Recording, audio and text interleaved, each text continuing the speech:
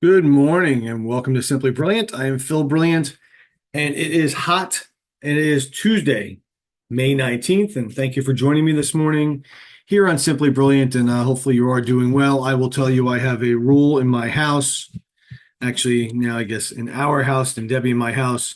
I do not turn the air condition on until June 1st, and I do not touch the heat until December. So it is a little warm in my house right now, but I got the ceiling fans going, and you know what? I think tomorrow it's 60 degrees again, so who the heck cares? Yesterday, a phenomenal day. I had the opportunity to play golf. A little sun in my face. Don't play it often, don't play it well, but it was the CIANJ, that's Commerce and Industry of New Jersey, golf outing up at the Upper Montclair Country Club. What a beautiful place. Had a great round of golf with some good friends. Roger Ferguson, who is a friend, he's a co-LSRP, a colleague, and has a company. David Myro, who's an attorney up in North Jersey. We do some teaching together and a client. And Jim Quinlisk, our former Toms River councilman, played some golf with me. Actually drove yesterday up in his Ford Lightning. First time I ever actually, second time ever, I think it was an electric vehicle. And it was pretty cool. It was neat. You know, he stayed awake the entire time as the car went back and forth. And we had a good day. Again, I'm not a great golfer. I'd say we probably shot about four over, which you'd be like, wow, that's really good. It was a scramble. We should be somewhere at par or a little under par. But you know what? I only used three balls all day. That's remarkable. But we had a caddy, and Gideon was great. He was finding our balls wherever they were, and he got a little wet on mine. But that's the highs and lows of golf in the life of Phil Brilliant. I'm actually working a little remote today because it's an exciting day. It's pool opening day at my house. So sometime this morning, Checkers Pool Company will be out here opening my pool, and it's the beginning of summer. Looking forward to that. I want to hit upon two things. I don't think I covered it last Thursday, and but I want to just touch. And I again, when I share things, I always say I hate to share these things, but I think it is important because there's a lot of fake news out there in Toms River. And not that it's my job or my responsibility, but I think it's important to get that verification of if it's fake or not out to the residents of Toms River, because it's important. That's how you should make your decisions, not social media. Do your research. And if you can't do your research, maybe I'm helping you a little with your research.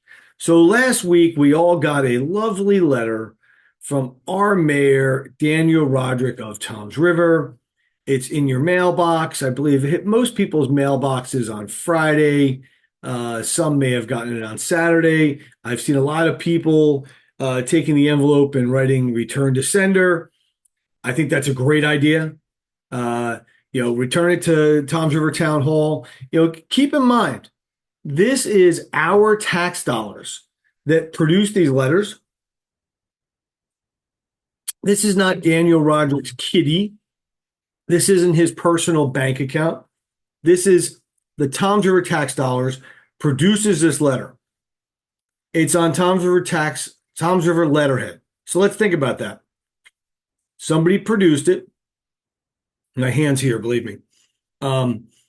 It went to a printer. They printed out 40,000, 30,000. I haven't seen the Oprah back yet. Copies. It went into an envelope. It got postmarked as to who it's going to. It got stamped with U.S. postage stamping, and it got mailed. I'm quite certain they use a service that does it. We've Oprah'd this in the past. It can range anywhere between $20,000 and $35,000 based upon the number of letters that are produced. I don't need this letter. And why don't I need this letter? I will tell you, there is nothing in this letter other than the fact this is true. Right here. Daniel Rodrick is the mayor of Toms River. That's it. Okay. This talks about a report on Jersey Shore Online and Toms River Times, written by Stephanie Fun. And I apologize. I always say her name wrong, and she's a great person and great, honest reporter. She does her research. The title of the article was Shooting Guns and Doing Shots. Okay. That is the title of the article. I am saddened by the mayor and others that if you really think his depiction of the article is true, then you didn't read the article. Okay. He says that it fails to mention that the bar restaurant referenced is a separate building from the shooting range facility in the new plaza. Furthermore, any shooting range in New Jersey must be approved by state and strict. But the notion that shooting firearms while consuming alcohol would ever be permitted is not only false, but is also irresponsible journalism. Okay. So here's the original article. And the first thing I'm going to tell you is you have no idea if somebody's been drinking all afternoon and comes to your shooting range unless you do a breathalyzer. Okay. And is this property going to have multiple buildings? Let's go right here and go down. Sorry, I'm going. Okay. And by the way, I'll get back to him in a second. Let's just look here. Multi-use design, site, large-scale, multi-use complex rather than a single purpose. When it was approved by planning board, it includes a 14,850 square foot building for indoor recreation, along with a separate 20,615 square foot building dedicated to an indoor gun range, which is the largest structure on the property. Separate. Look at that word right there. It is not the same building. This is indoor recreation. This is this. And then there's interior changes to the driving range and a second floor bar and lounge. This is a golf driving range, not a shooting range. Okay. It's very clear. Now, most of the mayor's letter, go back to it. Okay. He takes these topics. But if you really look at the article that I'm showing you, this is former councilman, mayor, clerk Mark Mutter standing in front of council, giving his personal opinions about why he believes this is a bad choice.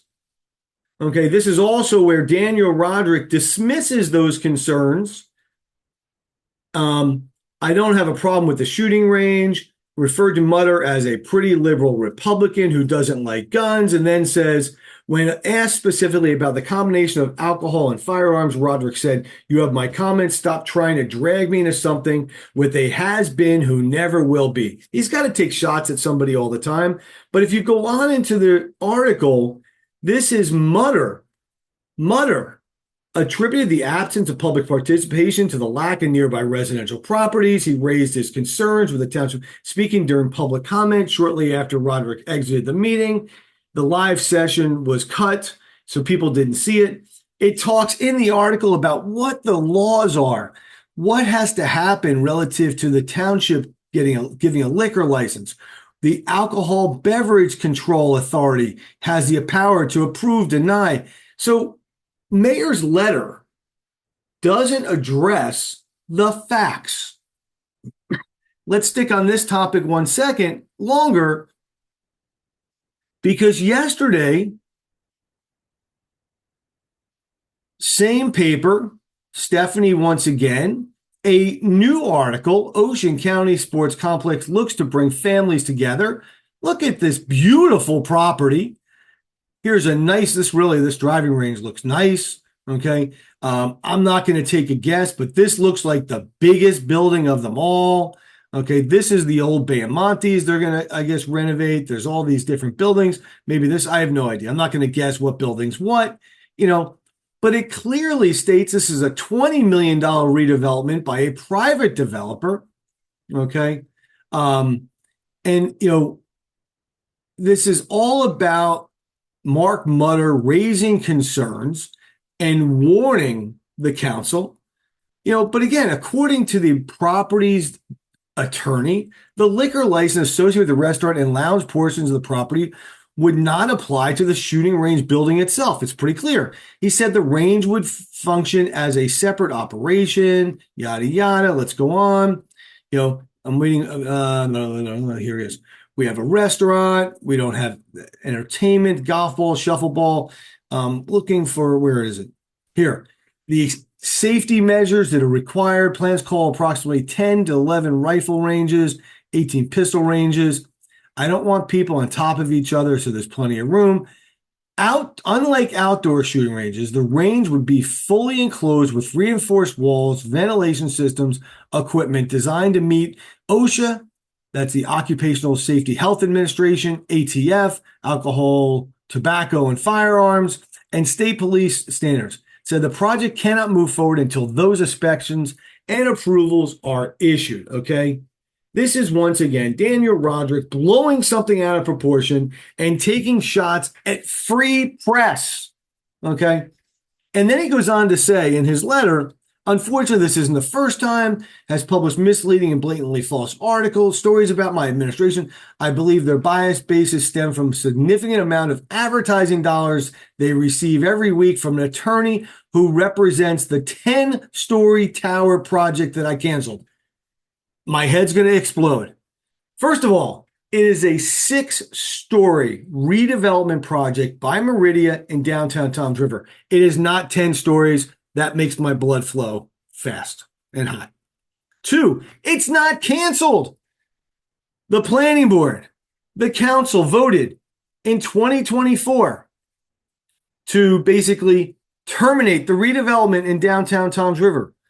Judge Sean Gertner in early 2026 said they did not follow the law and reinstated the redevelopment, and went so far in the last affordable housing meeting, court appearance, to say Meridia is back in the plan. It doesn't mean it's getting developed, but Toms River has to consider Meridia because they filed a builder's remedy claim back in 2025. Okay, this is a lie. People realize it. Relax, feel good. Then he goes on and let me take some shots at Gene Mickle at the Asbury Park Press, because I haven't had enough about attacking the press. Okay, and he goes on not long after that. By the way, he says here, I love this. The Asbury Park Press has also taken advertising money from a political super PAC that attempted to recall me.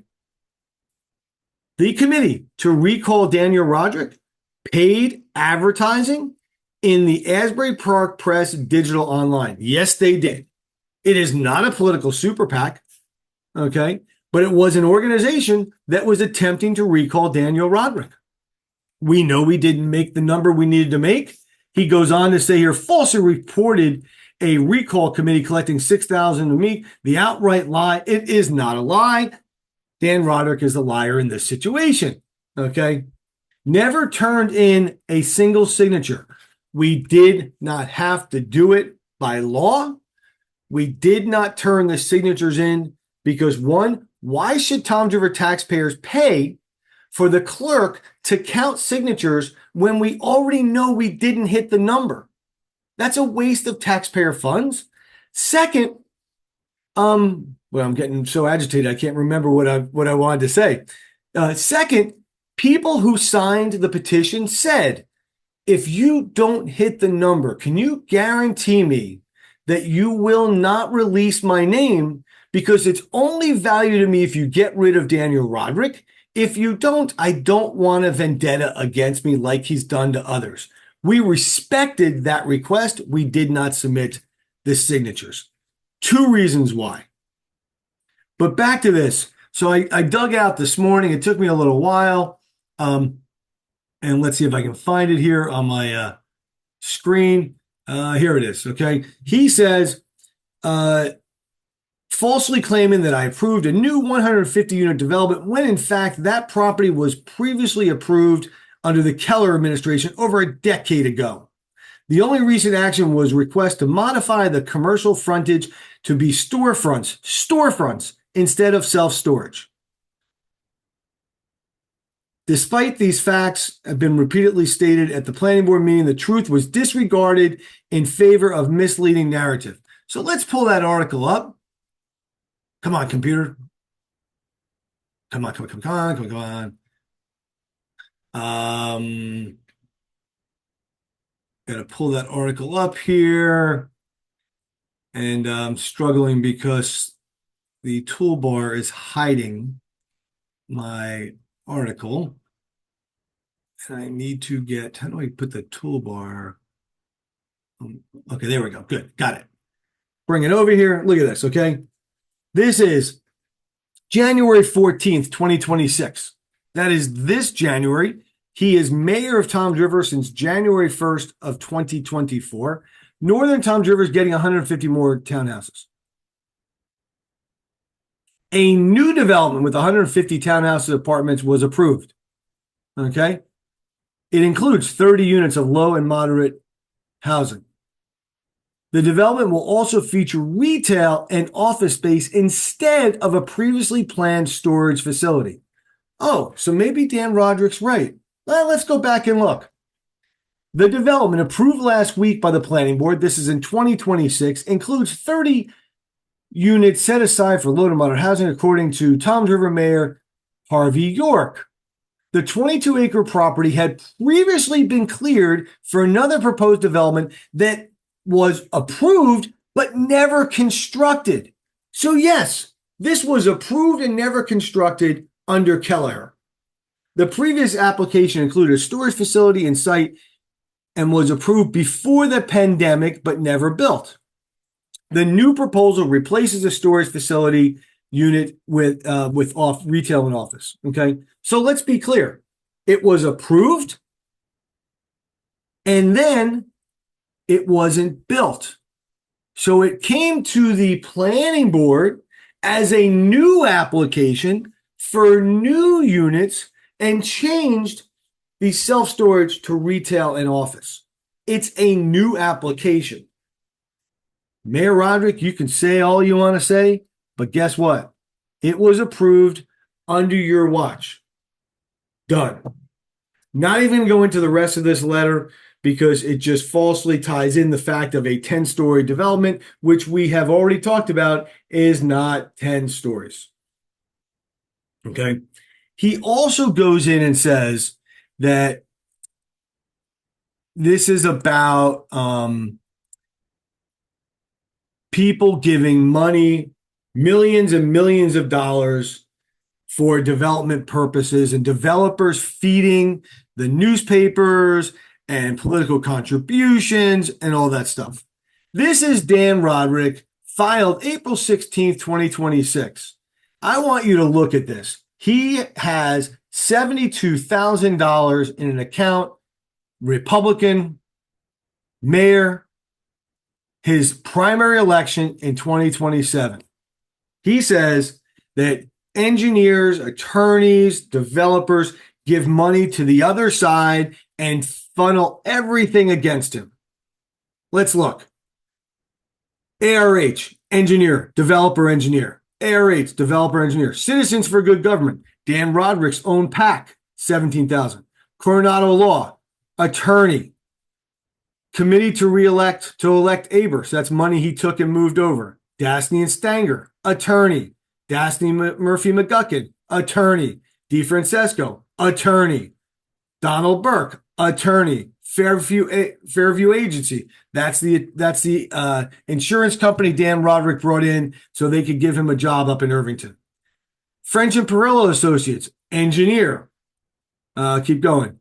Levin Cipher, attorney. I don't know who that is. Well, I do know. But Next Generation, this is a PAC which funds Democratic campaigns. John Novak, attorney. Owen Little, engineer. Kim Pascarella, attorney. Peter Pascarella, attorney. Remington Vernick, engineer. Rich Alimo, engineer. Rothstein Mandel, attorney. John Sally, Toms River Township employee. Trillon, engineers. $74,000 from 100% developers, attorneys, and engineers, all funneling money to Dan Rodrick. So if you want to sit back and listen to what he's got to say and say that what he's doing is right and truthful, it is not. And the people who are developing and the people who are benefiting are giving money to Daniel Rodrick's campaigns. No ifs and buts about it. You need to know about that. Last thing I just want to touch upon is the disgusting post in Shore News Media. I didn't think they could go any more disgusting. I'm sure they'll come out after me today, but I'm not going to share it with you. But to put a post up about Councilman Nivison, and the headline goes, "I don't like guns. Transitioning Toms River Republican says no to indoor gun range."